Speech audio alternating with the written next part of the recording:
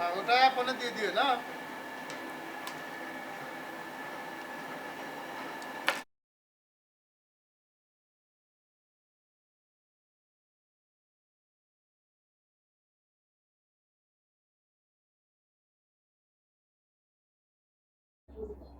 সালামু আলাইকুম প্রিয় ভিউয়ার্স, আপনারা দেখতে পাচ্ছেন যে আমি দাঁড়িয়ে আছি একটি মৃৎ শিল্পের কারখানাতে।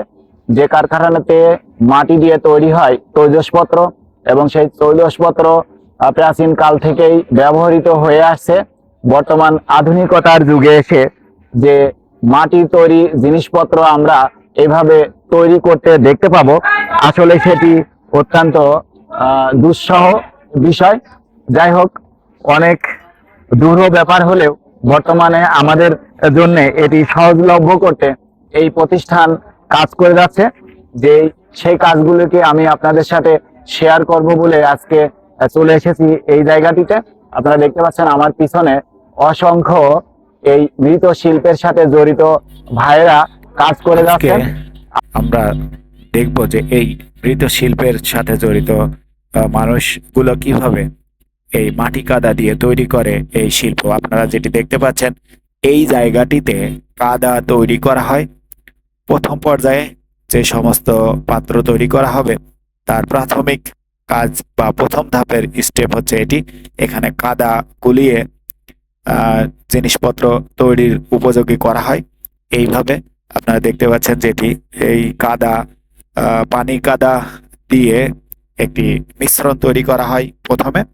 সেই মিশ্রণ থেকেই তৈরি হবে আমাদের ব্যবহার্য সমস্ত মাটির তৈরি জিনিসপত্র। এই হচ্ছে তার সেকেন্ড স্টেপ, যে ধাপে গিয়ে মাটি তৈরি করা হয়েছে জিনিসপত্র তৈরি করার জন্য।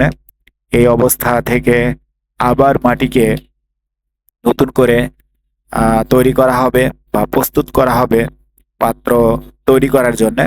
আপনারা দেখতে পাচ্ছেন একজন ভাই সেই মাটি তৈরির কাজে তার নিপুণ হাতের দক্ষতা দিয়ে কাজ করে যাচ্ছেন। তিনি এই মাটিকে আবার প্রস্তুত করছেন সেই তৈজসপত্র তৈরিতে, যেন কোনো অসুবিধা না হয়, কোনো ব্যাঘাত না ঘটে, সেই উপযোগী করার জন্য। আপনারা দেখতে পাচ্ছেন তার হাত এবং পা উভয় ব্যবহার করে এই তৈজসপত্রের কাজটি তিনি তৈরি করার উপযোগী পাত্র উপযোগী করার জন্য কাজ করছেন, অর্থাৎ মাটি তৈরি করছেন তিনি। এর পরবর্তীতে আমরা দেখতে পাবো যে এই মাটি দিয়ে কিভাবে একজন কারিগর ভাই তার শুকনো হাতের ছোঁয়া দিয়ে, এই দেখুন কিভাবে তিনি তার হাতের শৈলী কর্মশৈলী দিয়ে একটি পাত্র তৈরি করছেন।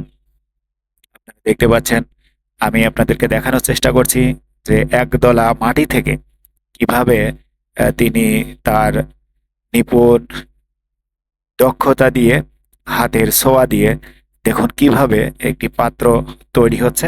আমরা অনেকে জানি যে এই কাজটি প্রাচীনতম কাল থেকে যারা করতেন তাদেরকে বলা হতো কুমার।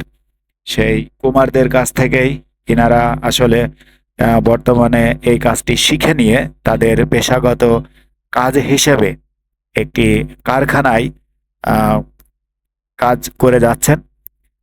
দিনের পর দিন তারা এটির উপরে নিপুণ দক্ষতায় তারা কাজ করার জন্য প্রস্তুত হয়েই এই কাজের সাথে নিজের জীবনকে জড়িয়ে নিয়েছেন।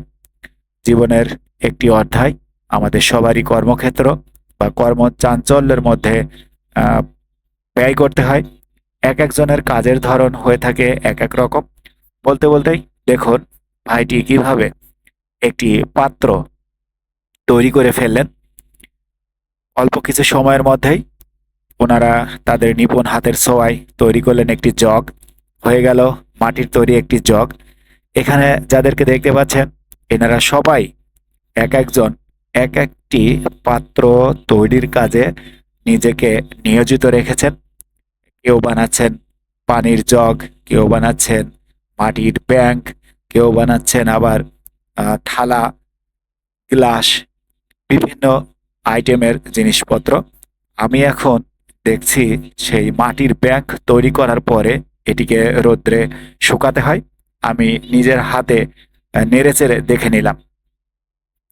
এইগুলো যে দেখতে পাচ্ছেন যে মাটির তৈরি জিনিসপত্র, বিভিন্ন ধরনের জিনিস, ব্যাংক আছে তার মধ্যে, ছোট বড়, মাঝারি, এবং পানির পাত্র, জগ, যেটিকে আমরা বলে থাকি পানি খাওয়ার জন্য ব্যবহার করা হয়ে থাকে। প্রাচীনকালের মানুষের মধ্যে যখন প্লাস্টিক বা অ্যালুমিনিয়াম, সিলভার এগুলোর প্রচলন আসেনি, তখন কিন্তু এই মাটির তৈরি জিনিসপত্রই মানুষ ব্যবহার করত। মাটির তৈরি হাঁড়িতে ভাত রান্না হতো, মাটির তৈরি জগ, পদ্মা ব্যবহৃত হতো। কিন্তু আধুনিকতার ছোঁয়ায়, কালের বিবর্তনে এই মাটির তৈরি জিনিসপত্র অনেকটাই বিলুপ্তির পথে। কিন্তু সেই বিলুপ্তর পথ থেকে হয়তোবা ফিরিয়ে আনার জন্যই এই প্রয়াস, কিছু মানুষের প্রচেষ্টায় এই জিনিসগুলো আবার আমাদের মধ্যে হয়তো ব্যবহারের ক্ষেত্রে ফিরে আসছে। আমরা ইদানিং অনেকেই লক্ষ্য করছি, অনেকেই ব্যবহার করছেন এই মাটির তৈরি জিনিসপত্র। আশা করছি ধীরে ধীরে এইগুলো আহ, সর্বত্র ব্যবহৃত হবে। আপনারা দেখতে পাচ্ছেন যে মাটির তৈরি থালা বা প্লেট তৈরি হয়ে এটি রৌদ্রে শুকানো হয়েছে। এটি মূলত তৈরির তৃতীয় ধাপ। বিভিন্ন ধাপে আস্তে আস্তে এটি আমাদের ব্যবহার উপযোগী হয়ে ওঠে। মাটি প্রথমে কাদা সেনা হয়েছে বা খামির তৈরি করা হয়েছে, সেখান থেকে কারিগরেরা তাদের কোমল হাতের ছোঁয়া দিয়ে এটি এই আকৃতিতে এনেছেন। এরপরে এগুলোকে রৌদ্রে শুকানো হবে। দেখতে পাচ্ছেন আপনারা, এগুলো সবই রৌদ্রে শুকাতে দেওয়া হয়েছে। এগুলি শুকানোর পরে পরবর্তী স্টেপ আছে, এর উপরে এক ধরনের কালারের প্রলেপ দেওয়া হয়। সেই প্রলেপটি দেওয়ার জন্য এগুলো মূলত শুকিয়ে সংরক্ষিত রাখা হয়েছে। পরবর্তী ধাপে এই পাত্রগুলোকে এক প্রকারের কালার দেওয়া হবে, যদিও এই কালার মূলত কোনো আধুনিক যন্ত্রপাতির সাহায্যে করা হয় না। কালার কোনো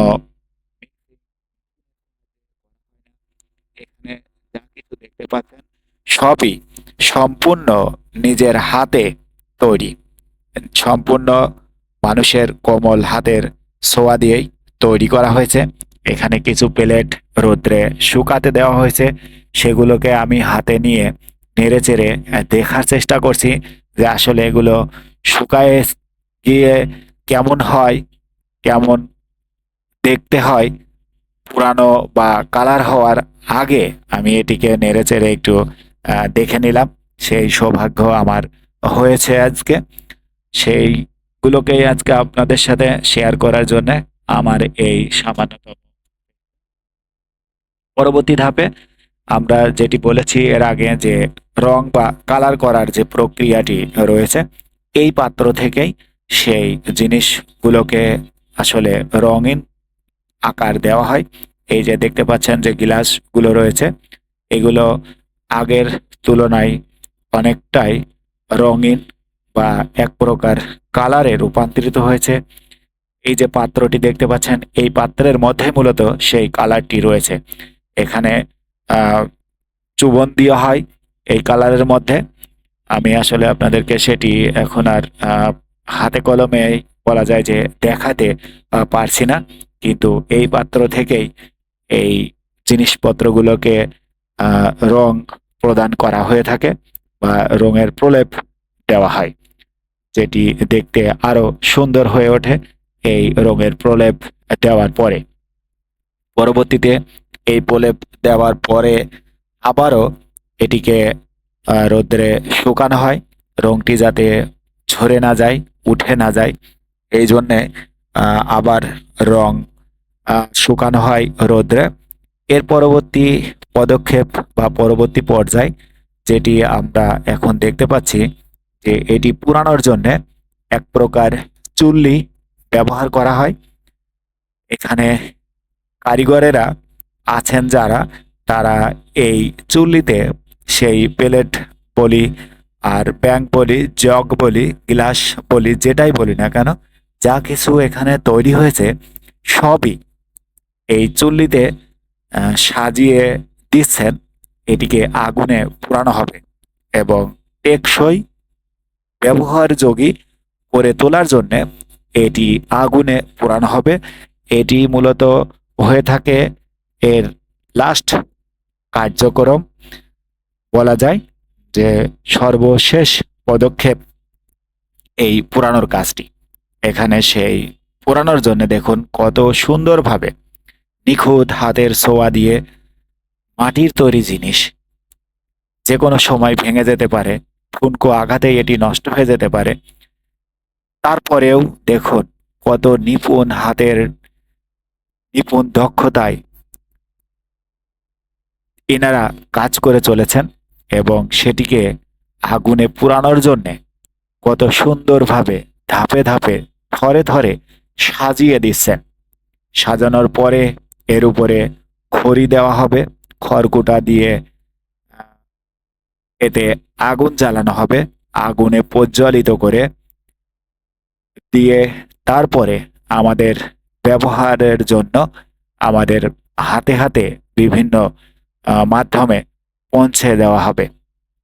মানুষ এগুলো ব্যবহার করবে। এগুলো আপনি শোবিজ হিসাবেও ব্যবহার করতে পারেন। এগুলো দেখতে আসলেই অনেক সুন্দর এবং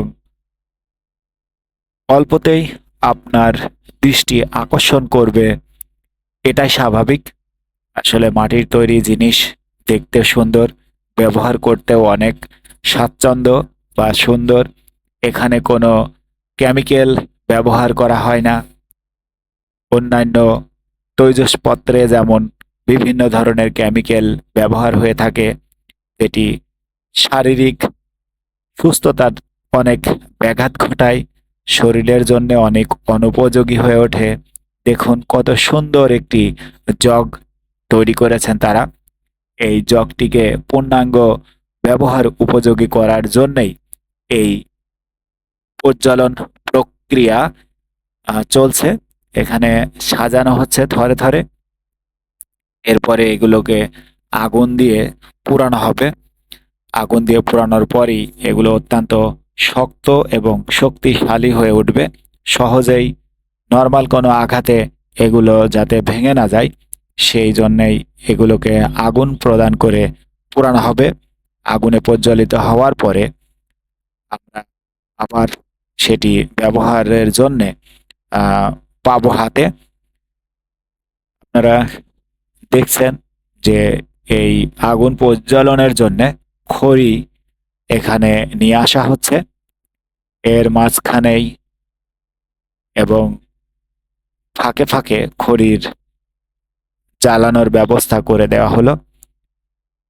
জ্বালানোর পরবর্তী প্রক্রিয়ায় যখন আমরা যাব বা দেখতে পাবো, তারই রূপ হচ্ছে এটি।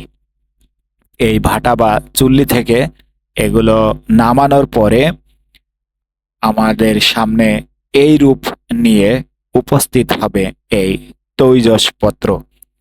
আমি অনেকক্ষণ যাবৎ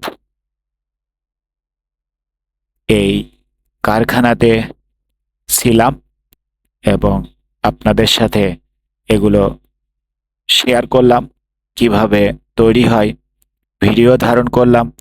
আসলে অনেক ভালো লেগেছে এই কারখানাটি পরিদর্শন করতে এসে। জিনিসপত্র অনেক কিছুই দেখলাম। এখানে কর্মরত যারা আছেন তাদের সবার সাথেই কম বেশি আমি কথা বলেছি। এখানের মানুষগুলো অত্যন্ত সুন্দর এবং সুন্দর আচরণে মুগ্ধ করেছে আমাকে। সবাইকেই ধন্যবাদ জানাই। এখানে যারা রয়েছেন, কাজ করছেন, তাদের সবার প্রতি আমার শ্রদ্ধা রইল। আপনারা দেখতে পাচ্ছেন যে এই তৈজসপত্রগুলো তৈরি হওয়ার পরে এখানে ওনারা এইভাবে সাজিয়ে রেখেছেন এবং রপ্তানির জন্য এগুলো প্রস্তুত করে রাখা হয়েছে। এগুলো চলে যাবে দেশের বিভিন্ন স্থানে। ওনারা আমাকে বলেছেন যে এগুলো ঢাকা, চট্টগ্রাম, ময়মনসিংহ বিভিন্ন জায়গায় চাহিদা অনুযায়ী সাপ্লাই করা হয়। এখান থেকে তারা পাইকারি দরে কিনে নিয়ে যান। যদি আমার এই ভিডিও দেখে কেউ মনে করেন যে এই জিনিসপত্রগুলো নিয়ে কাজ করবেন, বিজনেস করবেন, তাহলে আমার সাথে যোগাযোগ করতে পারেন অথবা সরাসরি এই কারখানায় গিয়ে ওনাদের সাথে কথা বলতে পারেন। আমি চেষ্টা করব আপনাদের যতদূর সম্ভব সৎ সহযোগিতা করার জন্যে। ধন্যবাদ আপনাদের সবাইকে যারা এতক্ষণ কষ্ট করে আমার এই ভিডিওটি দেখলেন।